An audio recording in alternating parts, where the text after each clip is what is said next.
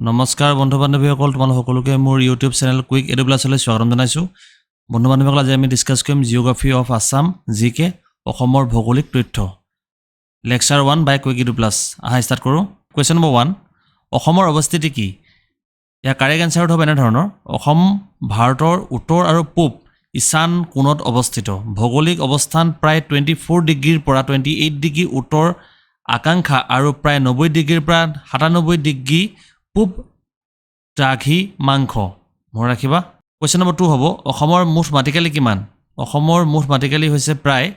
78438 বৰ্গ কিলোমিটাৰ মনত ৰাখিবা আমি মাটিকালি হিচাপে যদি আমি ক'বলৈ যাওঁ কিমান হ'ব 78438 বৰ্গ কিলোমিটাৰ এটো এক্সাম পাৰ্সপেক্টিভ বহুত ইম্পৰ্টেন্ট আহা নেক্সট কোৱেশ্চন নম্বৰ 3 অসমৰ প্ৰাকৃতিক বিভাগ কেইটা অসমৰ প্ৰাকৃতিক বিভাগ কেইটা হৈছে ব্ৰহ্মপুত্ৰ উপত্যকা বৰাক উপত্যকা আৰু কাৰ্বি আলং আৰু উত্তৰ কাছাৰৰ পাহাৰীয়া অঞ্চল সমূহ মনত ৰাখিবা কোৱেশ্চন নম্বৰ 4 অসমৰ চাৰিসীমা হৈছে উত্তৰে ভূটান আৰু অৰুণাচল ৰাজ্য দক্ষিণে মেঘালয় আৰু মিজোৰাম আৰু ত্ৰিপুৰা ৰাজ্য আৰু পূব দিশত অৱস্থিত আছে অৰুণাচল প্ৰদেশ নাগালেণ্ড আৰু মণিপুৰ আৰু পশ্চিমে আছে পশ্চিম বংগ আৰু বাংলাদেশ মনত ৰাখিবা ইউ ইম্পৰ্টেন্ট কোৱেশ্চন নম্বৰ 5 অসমৰ জনবসতিৰ ঘনত্ব প্ৰতি বৰ্গ কিলোমিটাৰত কিমান এয়া হৈছে 340 জন আপোনালোকে যদি ভিডিও চাই ভাল পাইছে লাইক সাবস্ক্ৰাইব আৰু চেনেলটো ফলো কৰিবলৈ নাপাহৰিবা বন্ধু বান্ধৱীসকলৰ মাজত ভিডিওটো শ্বেয়াৰ কৰি দিবা আহা next question number 6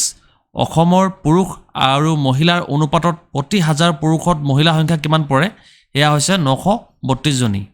question number 7 অসমৰ শিক্ষিত হাৰ আগত আছিল তোমাৰ 68.28% কিন্তু বৰ্তমান হৈছে 72.19 মানে 72.19% অসমৰ লিটাৰেচি ৰেট মনত ৰাখিবা নেক্সট কোৱেশ্চন নম্বৰ 8 ব্ৰহ্মপুত্ৰ উপত্যকাৰ মুঠ মাটিকালি কিমান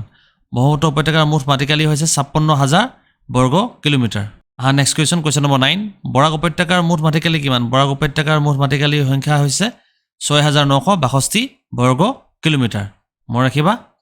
আজিৰ last question number 10 Karbi Along আৰু উত্তৰ কাছাৰ পাহাৰীয়া অঞ্চলৰ মুঠ মাটিকালি কিমান হেয়া হৈছে প্ৰায় 15332 বৰ্গ কিলোমিটাৰ প্ৰায় 15332 বৰ্গ কিলোমিটাৰ আপোনালোকে যদি ভিডিও চাই ভাল পাইছে লাইক সাবস্ক্ৰাইব আৰু চেনেলটো ফলো কৰিবলৈ নাপাহৰিবা বন্ধু বান্ধৱীসকলৰ মাজত ভিডিওটো শ্বেয়াৰ কৰিবা ভিডিওটো চোৱাৰ বাবে ধন্যবাদ পুনৰ লগ পাম নেক্সট ভিডিঅ'ত